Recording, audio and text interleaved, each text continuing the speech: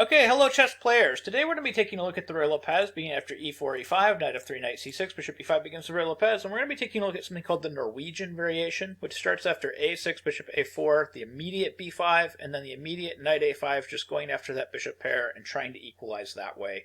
We're going to be taking a look at what to do here with the white pieces if we have to face this. If you like content like this and want to see more of it, please hit that subscribe button and click your notification icon. So, if something like the Norwegian Variation is possible with black, if they can just go after your bishop pair right away and get it, and then get a relatively playable position with black and somehow equalize, it basically puts to question whether or not we should even be playing the Ruy Lopez, because you cannot avoid this variation. You know, you're going to play bishop b5, and unless you play the exchange variation, this variation happens by force.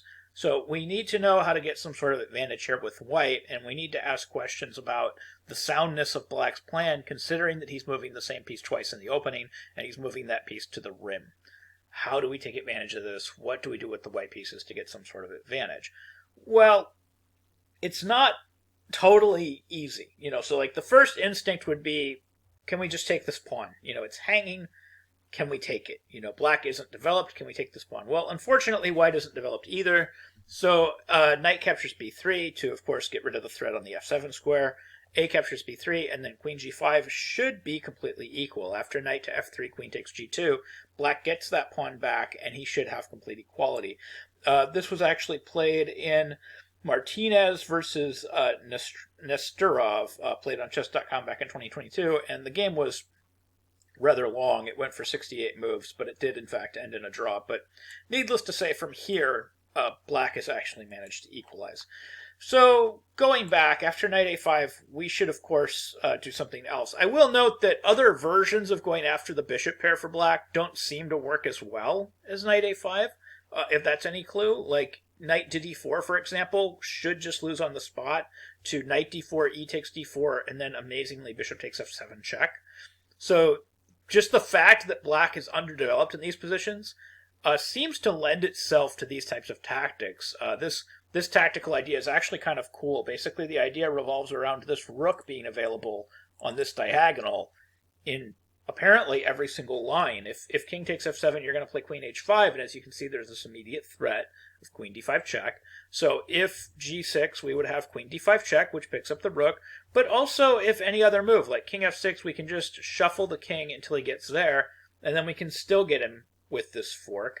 And of course, if after queen h5 check they were to play something like king e7, it's the same idea, queen e5, and then we still get him with this fork. We're getting this fork in all cases. So that's what we do against knight d4, but of course knight a5 is a slightly different problem, because we can't play knight takes d4 followed by bishop f7. And of course, as you've seen, if we play knight takes e5, they take on b3 first and play queen g5. So what should we do? Well, we should probably just castle. Castling is probably the easiest move. And one of the games that we're following here is a game that Vishy Anand played with the white pieces.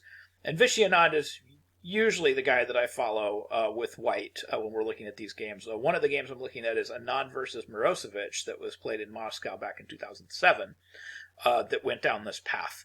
But anyways, castle's kingside seems to make a lot of sense, because at least now we are in fact threatening to take on the e5 square. For instance, would be like, let's say that they play, let's just say knight b3, a takes b3, and then they decide to play something like bishop to b7, like they decide not to defend this pawn on e5. Well, now we can certainly take it. We can play knight captures e5. And the justification is that if they play a move like d5, we can actually throw in this move queen h5. We wouldn't play e captures d5, because then queen d5 and this battery, black is probably already equal, if not close to equal. Black is doing really well here after queen d5, and this is an idea that I'm going to touch on a little bit later in this video. But here, because of the underdevelopment after knight takes e5, d5, we have this move queen h5, and the idea is really cute again. The idea has to do with taking advantage of this loose rook. If they play the very natural g6, we have knight takes g6. And of course, they can't play h takes g6 because we take the rook, but if they play f takes g6, we have queen e5, again, just forking, and we're winning that material. So this is a really good tactical resource for us, the fact that we can play queen h5. So they would have to play something like queen e7, and then we can play e captures d5. And now they would play something like knight f6. We could actually just bring the queen back to d1, again preparing to meet queen takes e5 with rook e1, and then they could block it up with knight e4. We could play d3, queen takes d5. We hit that queen first, gain that tempo, and then take on e4, and this should be major advantage white. Now, probably the concept of this variation, kind of beginning with castles, is maybe what led Magnus Carlsen to try this idea in a very similar situation in the Ruy Lopez.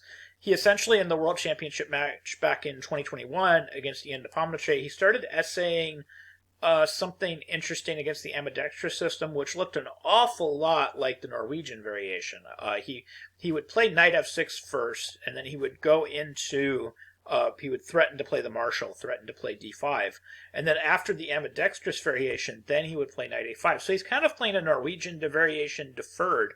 But of course, the big difference here is there is not going to be a queen h5 that is possible, which meant after knight takes e5, knight b3, a b3, bishop b7, when black did play d5, he was able to simply recapture with the queen. And it turns out that this is very, very close to equality, and it was very difficult for Nepomniachtchi to get anything out of this position with the white pieces. Even though the computer still says that this is very slight edge white, this position is close enough to equality that Nepomniachtchi couldn't get anything out of it. Now, of course, this still isn't like the end of the world for the Ruy Lopez. After Castle's Kingside, we don't have to play the ambidextrous system. There's plenty of other anti-marshal systems out there. It's very possible to play d4, possible to play a4, a3. It's even possible to play c3 and allow the marshal. So it's certainly not the end of the Ruy. But when they play this other move order, this more straightforward move order, b5, bishop b3, and then knight a5, and then we castle, we do have to ask this question: how do we get an advantage against, the most straightforward possible line? So again, the most straightforward possible line is going to be something like knight takes b3, and then we're going to play a takes b3. And of course, now we know that we can meet bishop b7 with knight takes e5, and d5 is not getting that advantage because of this resource, because of queen h5. So that leaves us with, what is black going to do in this situation? He needs to spend a tempo to defend e5. And because he needs to spend a tempo to defend e5, we can be relatively confident that we have some sort of advantage here. And we have a couple of games in this line. A lot of games just continue with d4, just coming after the center of the board. And when they play e takes d4, knight takes d4, for example, bishop b7, knight c3, already this position should be considered major advantage white. Now, for whatever reason, a lot of strong players seem to like to employ ideas like c4 in this position. I'm not sure exactly why, but I've got a couple games with c4. I've got like a Zubrov versus Kargianis that was played in Greece in 2011, and white did go on to win in that game. It seems like the engine prefers knight c3, and it seems to think that white just has an advantage here. One example of this is Smagin versus Stein, which was played in 1990, which continued g6 and then knight d5, bishop g7, and then bishop g5, which is, of course, quite strong. That bishop is not actually unpre, because there are threats against the black king with knight c7 and knight a8 as being an example. So we had queen d7 and then pawn to c4 was considered decisive advantage white according to the engine. White just has a huge position in the middle of the board here. So going back, of course, knight takes b3 right away, followed by d6, isn't the only thing that black can do. Black can also play the immediate d6.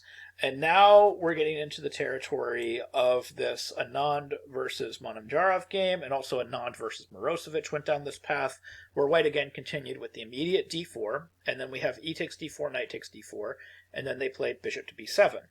So now Anand's preference in this position was to play c4, and this is maybe why other people have the preference to play c4, is because Anand did it in at least 2 different games, and he won both games. He won against Mamajarov in Moscow in 2010, and he won against Mirosevic in 2007.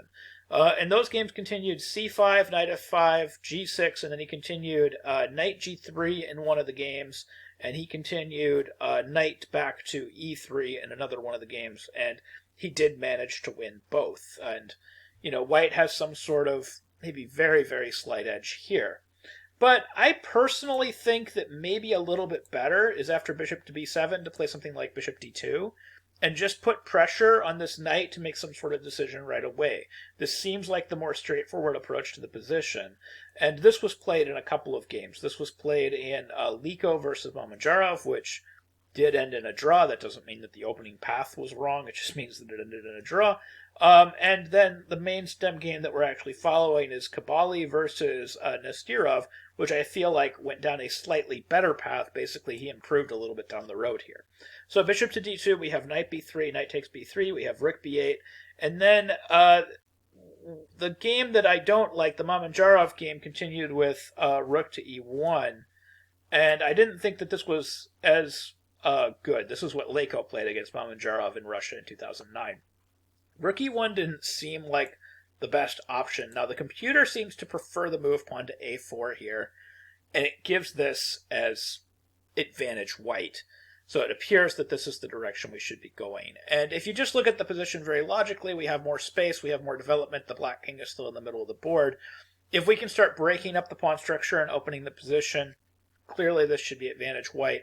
The one downside that we have in this position is we no longer have the bishop pair, so that is something we need to worry about long term.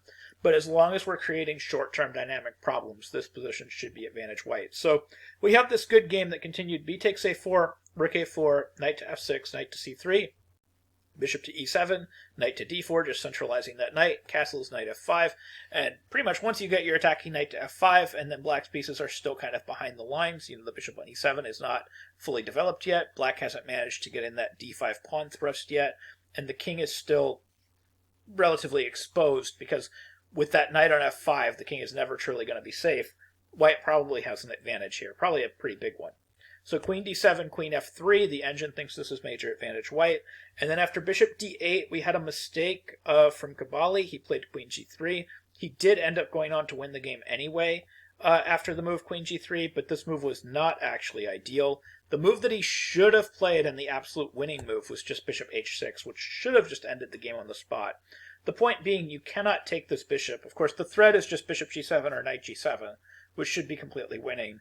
And if you block that threat by playing pawn to g6, you just pick up the exchange. You play bishop f8, king f8, knight e3, should just be decisive advantage white according to the engine. And of course, logically also, it's just decisive advantage white. But of course, the auxiliary point to bishop h6 is you can't take it. You can't play g takes h6 because of the very simple threat queen g3 check. And you can't play king h8 because queen g7 is in fact mate. So you have to play something else. You would have to play knight to g4, but then you have queen takes g4, and then, yeah, you can block it with bishop g5, but unfortunately, your queen on the d7 square is hanging, and you lose it to knight h6, king h8, queen takes queen, and that's going to be decisive advantage white. So that's basically my recommendation against this sort of immediate b5 and then knight a5. I recommend going down the same path that Anand went down several times with castles kingside. And kind of the only space that I disagree with Anand is after d6, when you play d4, after e takes d4, knight takes d4, bishop to b7. I think that Anand's move, pawn to c4, it's okay, but it's not as good as just playing something really simple, just playing bishop d2 and putting pressure on that knight, and forcing this really straightforward variation, knight b3, a b3, knight b3, knight b3, rook b8, and then simply playing a4, and going for the advantage this way. I feel like this position is somewhere between slight to major advantage white, and I feel like this is the path you should go down. Now, of course, the only other thing that we have to worry about is if they take on b3 or play d6 earlier, but none of those lines seem to be terribly frightening. If they play knight takes b3, for example, right here, knight takes b3, and then bishop b7, just remember this refutation with knight takes e5 and this amazing queen h5, with, of course, the idea of g6 takes, check, winning. And, of course, if they take on b3 and then they go with this d6 move, then again, d4, knight d4, and then simply knight c3. And again, instead of c4, which is sort of Anand's basic idea, just play knight c3. I think that this position is also just major advantage white and is relatively simple. And we should go down the path of this game that continued with g6, knight d5, bishop g7, bishop g5, queen d7, and then c4, which was decisive advantage white in that game, Smegan versus Stein. So anyways, that's how you face this so-called Norwegian variation, or Back when I played, we used to call it the wing variation, but I guess now it's the Norwegian variation. And that's how you should be able to get an advantage with the white pieces. Anyways, I hope you found this video helpful. I hope you found the ideas useful. I hope you can use some of these ideas in your own games. Thank you very much for watching.